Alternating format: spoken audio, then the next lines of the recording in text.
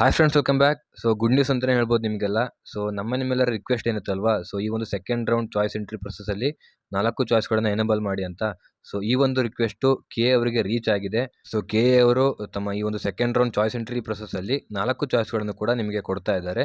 So ಮೊದಲನೇದಾಗಿ ಈ ಒಂದು ಚಾನ್ಸನ್ನು ಕೊಟ್ಟಿರುವಂತಹ ಕೆ ಎ ಡೈರೆಕ್ಟರ್ ಅವರಿಗೆ ತುಂಬು ಹೃದಯದ ಧನ್ಯವಾದಗಳನ್ನು ತಿಳಿಸೋದಕ್ಕೆ ಇಷ್ಟಪಡ್ತೀನಿ. ಹಾಗೆ ಸುಮಾರಷ್ಟು ವಿದ್ಯಾರ್ಥಿಗಳು ಮೇಲ್ ಕೂಡ ಮಾಡಿದ್ರಲ್ವಾ ಕೆ ಅವರಿಗೆ, ಈ ಒಂದು ಸೆಕೆಂಡ್ ರೌಂಡ್ ಚಾಯ್ಸ್ ಎಂಟ್ರಿಯಲ್ಲಿ 4 ಚಾಯ್ಸ್ಗಳನ್ನು ಕೊಡಿ ಅಂತ. ಹಾಗೆ ಕೆಲವೊಂದಿಷ್ಟು ಯೂಟ್ಯೂಬರ್ಸ್ ಕೂಡ ಈ ಒಂದು ವಿಷಯದ ಬಗ್ಗೆ ಧ್ವನಿ ಎತ್ತಿದ್ದೀರಾ. ಸೊ ಅವರಿಗೆಲ್ಲರಿಗೂ ಕೂಡ ಥ್ಯಾಂಕ್ಸ್ ಹೇಳೋದಕ್ಕೆ ಇಷ್ಟಪಡ್ತೀನಿ.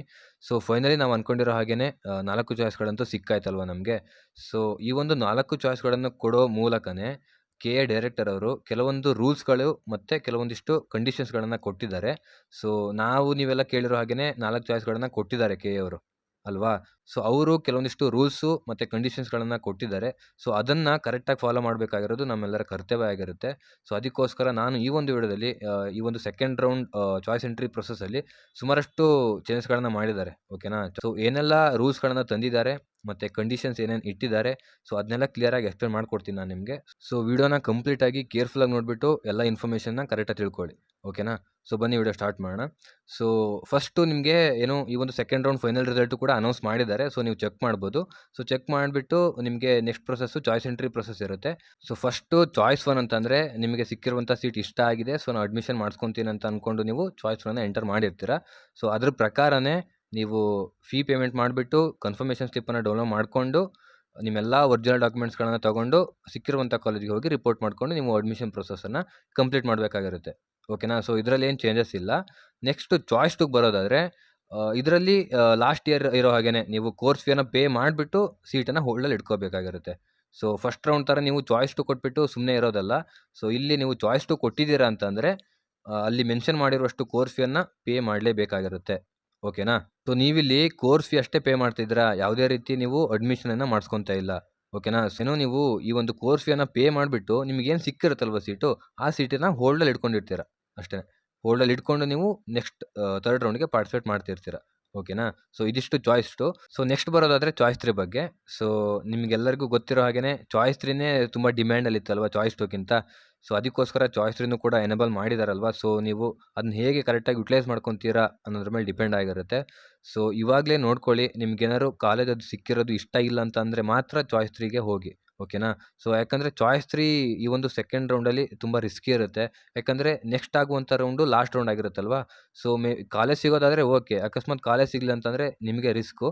ಸೊ ಅದಕ್ಕೋಸ್ಕರ ಚಾಯ್ಸ್ 3 ಕೊಡೋಕ್ಕಿಂತ ಮುಂಚೆ ಸ್ವಲ್ಪ ಯೋಚನೆ ಮಾಡಿಬಿಟ್ಟು ನೀವು ಕೊಡಬೇಕಾಗುತ್ತೆ. ಸೊ ಈ ಒಂದು ಚಾಯ್ಸ್ 3ಅಲ್ಲಿ ಒಂದಿಷ್ಟು ಚೇಂಜಸ್ಗಳನ್ನು ತಂದಿದ್ದಾರೆ.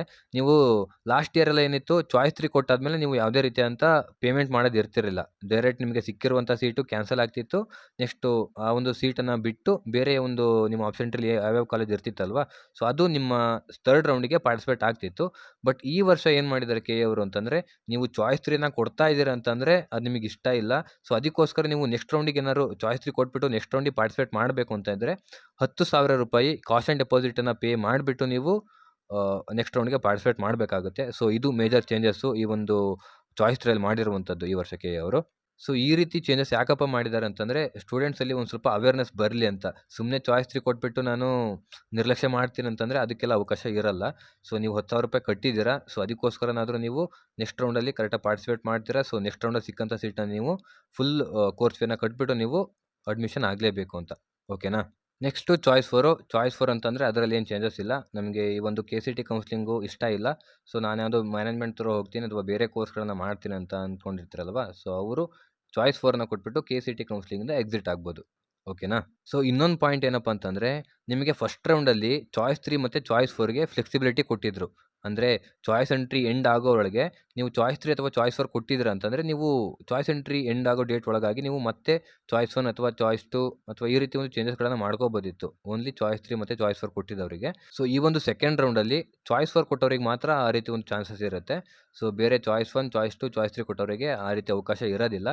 ಸೊ ಚಾಯ್ಸ್ 1, ಚಾಯ್ಸ್ 2, ಚಾಯ್ಸ್ 3 ಕೊಡೋಕ್ಕಿಂತ ಮುಂಚೆ ಸುಮಾರು ಸಲ ಥಿಂಕ್ ಮಾಡಿ ಕೊಡಿ. ಓಕೆನಾ. ಸೊ ಚಾಯ್ಸ್ 4 ಕೊಟ್ಟಿದ್ದೀರ ಅಂತಂದರೆ choice entry last date end ಆಗೋವರೆಗೂ ನೀವು ಮತ್ತೆ ಯಾವ್ದಾದ್ರು ಚಾಯ್ಸ್ಗಳಿಗೆ ನೀವು ಆಪ್ಟ್ ಮಾಡ್ಬೋದಾಗಿರುತ್ತೆ. ಸರಿನಾ. ಸೊ ಇದಿಷ್ಟು ಈ ವರ್ಷದ second round choice entry rules ಆಗಿರುತ್ತೆ. ಸೊ ಇದನ್ನು ಎಲ್ಲ ಕರೆಕ್ಟಾಗಿ ಫಾಲೋ ಮಾಡಿ. ಸೊ ಕೆ ಎ ಡೈರೆಕ್ಟರ್ ಅವರು ಈ ರೀತಿಯೇ ನಿಮಗೆ ರಿಕ್ವೆಸ್ಟ್ ಮಾಡಿರುವಂಥದ್ದು. ಸೊ ಎಲ್ಲ ರೂಲ್ಸನ್ನು ಕರೆಕ್ಟಾಗಿ ಫಾಲೋ ಮಾಡಿ ಅಂತ. ಸೊ ನೆಕ್ಸ್ಟು ಒಂದಿಷ್ಟು ಕಂಡೀಷನ್ಸ್ಗಳನ್ನು ಕೂಡ ನಿಮಗೆ ಇಟ್ಟಿದ್ದಾರೆ ಕೆ ಎ ಡೈರೆಕ್ಟರ್ ಅವರು. ಸೊ ಏನಪ್ಪ ಅಂತಂದರೆ, ಇನ್ ಕೇಸ್ ನೀವೇನಾದ್ರು ಚಾಯ್ಸ್ ಒನ್ನನ್ನು ಕೊಟ್ಬಿಟ್ಟು ಫೀ ಪೇಮೆಂಟ್ ಕೂಡ ಮಾಡಿರ್ತೀರ ಅಲ್ವಾ? ಸೊ ನೆಕ್ಸ್ಟು ಕನ್ಫರ್ಮೇಷನ್ ಸ್ಲಿಪ್ಪನ್ನು ಕೂಡ ಡೌನ್ಲೋಡ್ ಮಾಡ್ಕೊತೀರಾ.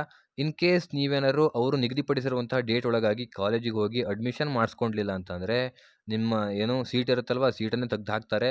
ನಿಮ್ಮ KCET ಕೌನ್ಸ್ಲಿಂಗಿಂದನೇ ತೆಗ್ದು ಹಾಕ್ತಾರೆ ಅಂತ ಹೇಳಿದ್ದಾರೆ. ಸೊ ನೀವು ಚಾಯ್ಸನ್ನು ಕೊಟ್ಬಿಟ್ಟು ಫೀ ಪೇಮೆಂಟ್ ಕೂಡ ಮಾಡಿರ್ತೀರ ಅಲ್ವಾ? ಸೊ ಅಷ್ಟೊಂದು ಜವಾಬ್ದಾರಿ ತಗೊಂಡು ಮಾಡಿರ್ತೀರ ಅಂದಮೇಲೆ, ಸೊ ಕಾಲೇಜಿಗೆ ಹೋಗಿ ಅಡ್ಮಿಷನ್ ಮಾಡಿಸ್ಕೊಳ್ಳೋದು ಕೂಡ ನಿಮ್ಮ ಕರ್ತವ್ಯ ಆಗಿರುತ್ತೆ. ಸೊ ಅದನ್ನು ನೀವು ನಿರ್ಲಕ್ಷ್ಯ ಮಾಡಿದರೆ ಹೇಗೆ ಅಂತ ಒಂದು ಕ್ವಶನ್ನ ಇಟ್ಬಿಟ್ಟು ಈ ರೀತಿ ಒಂದು ಇನಿಷಿಯೇಟಿವ್ ತಗೊಂಡಿದ್ದಾರೆ KA ಅವರು. ಸೊ ಯಾವುದೇ ರೀತಿ ಆ ರೀತಿ ಒಂದು ಮಿಸ್ಟೇಕನ್ನು ಮಾಡೋದಕ್ಕೆ ಹೋಗಬೇಡಿ, ಸರಿನಾ? ನೆಕ್ಸ್ಟು ನೀವೇನಾದರೂ ಚಾಯ್ಸ್ 2 ಕೊಟ್ಟು ಕೋರ್ಸ್ ಫೀಯನ್ನು ಪೇ ಮಾಡದೇ ಇದ್ದರೆ, ನಿಮ್ಮನ್ನು ಸಹ KCET ಕೌನ್ಸ್ಲಿಂಗಿಂದ ತೆಗ್ದು ಹಾಕ್ತೀವಿ ಅಂತ ಹೇಳಿದ್ದಾರೆ. ಓಕೆನಾ? ಸೊ ಅದಕ್ಕೋಸ್ಕರನೇ ಈ ಒಂದು ಚಾಯ್ಸ್ 1, ಚಾಯ್ಸ್ 2, ಚಾಯ್ಸ್ 3 ಇದ್ರ ಬಗ್ಗೆ ಕರೆಕ್ಟಾಗಿ ಇನ್ಫಾರ್ಮೇಷನ್ ತಿಳ್ಕೊಂಡು ಔಟ್ ಮಾಡಬೇಕಾಗತ್ತೆ ನೀವು. ಓಕೆನಾ? ಹಾಗೇನೇ ನೀವೇನಾದ್ರು ಚಾಯ್ಸ್ 3 ಕೊಟ್ಟಿದ್ದೀರ ಅಂತಂದರೆ, ಈ ವರ್ಷದ ರೂಲ್ಸ್ ಪ್ರಕಾರ ನೀವು ₹10,000 ಕಾಷನ್ ಡೆಪಾಸಿಟನ್ನು ಪೇ ಮಾಡಬೇಕಾಗುತ್ತೆ. ಸೊ ಆ ಒಂದು ಕಾಷನ್ ಡೆಪಾಸಿಟನ್ನು ಕೂಡ ನೀವು ಪೇ ಮಾಡದೇ ಇದ್ದರೆ, ನಿಮ್ಮನ್ನು ಸಹ KCET ಕೌನ್ಸ್ಲಿಂಗಿಂದನೇ ತೆಗ್ದು ಹಾಕ್ತೀವಿ ಅಂತ ಹೇಳಿದ್ದಾರೆ. ಓಕೆನಾ? ಸೊ ಇದೆಲ್ಲ ನಿಮ್ಮ ತಲೆಯಲ್ಲಿರಲಿ. ಸೊ ಇದನ್ನೆಲ್ಲ ನೆನಪಲ್ಲಿ ಇಟ್ಕೊಂಡು ಚಾಯ್ಸ್ ಎಂಟ್ರಿಯನ್ನು ಮಾಡಿ, ಮತ್ತು ಮುಂದಿನ ಪ್ರೊಸೆಸ್ ಬಗ್ಗೆ ನಿಮಗೆ ಒಂದಿಷ್ಟು ಅವೇರ್ನೆಸ್ ಇರಲಿ. ಓಕೆನಾ? ಸೊ KA ಅವರಿಗೂ ಕೂಡ ತುಂಬ ಕಷ್ಟದ ಸಿಚುವೇಷನ್ಸ್ಗಳು ಎದುರಾಗ್ತಾ ಇದ್ದಾವೆ. ಸೊ ಅದಕ್ಕೋಸ್ಕರನೇ ನೀವು ಅವರು ನೀಡಿರುವಂತಹ ಎಲ್ಲ ರೂಲ್ಸ್ಗಳನ್ನು ಕರೆಕ್ಟಾಗಿ ಫಾಲೋ ಮಾಡೋ ಮುಖಾಂತರ ಅವರಿಗೆ ಸಹಾಯ ಮಾಡಬೇಕಾಗತ್ತೆ. ಓಕೆನಾ? ಐ ಹೋಪ್ ರೂಲ್ಸನ್ನು ಸಹ ಕರೆಕ್ಟಾಗಿ ಫಾಲೋ ಮಾಡ್ತೀರ ಅಂತ ಅಂದ್ಕೊಂಡಿದ್ದೀನಿ. ಸೊ ಗೈಸ್, ಇದಿಷ್ಟು ನಿಮ್ಮ ಸೆಕೆಂಡ್ ರೌಂಡ್ ಚಾಯ್ಸ್ ಎಂಟ್ರಿ ಪ್ರೊಸೆಸ್ನ ಒಂದಿಷ್ಟು ಅಪ್ಡೇಟ್ಗಳಾಗಿತ್ತು. ಸೊ ನೆಕ್ಸ್ಟು ನಿಮ್ಮ ಸೆಕೆಂಡ್ ರೌಂಡ್ ಫೈನಲ್ ರಿಸಲ್ಟನ್ನು ಕೂಡ ಅನೌನ್ಸ್ ಮಾಡಿದ್ದಾರೆ. ಸೊ ನಾಳೆ ಅಷ್ಟೊತ್ತಿಗೆ ನೆಕ್ಸ್ಟ್ ರೌಂಡ್ ಅಂದರೆ ಸೆಕೆಂಡ್ ಎಕ್ಸ್ಟೆಂಡ್ ರೌಂಡಿನ ಶೆಡ್ಯೂಲನ್ನು ಕೂಡ ಅನೌನ್ಸ್ ಮಾಡ್ಬೋದು. ಸೊ ಆ ಒಂದು ಶೆಡ್ಯೂಲಲ್ಲಿ ಮೆನ್ಷನ್ ಮಾಡಿರುವಂತಹ ಡೇಟ್ಸ್ ಏನಿದ್ದಾವೆ, ಸೊ ಅದನ್ನು ಕರೆಕ್ಟಾಗಿ ಫಾಲೋ ಮಾಡಿ. ಓಕೆನಾ? ಸೊ ಯಾಕಂದರೆ KA ಅವರು ಯಾವುದೇ ರೀತಿ ಡೇಟನ್ನು ಎಕ್ಸ್ಟೆಂಡ್ ಮಾಡುವಂಥ ಸಿಚುವೇಷನಲ್ಲಿ ಇಲ್ಲ. ಸೊ ಸಪೋರ್ಟ್ ಮಾಡಿ ಅವರಿಗೂ ಕೂಡ. ಓಕೆನಾ?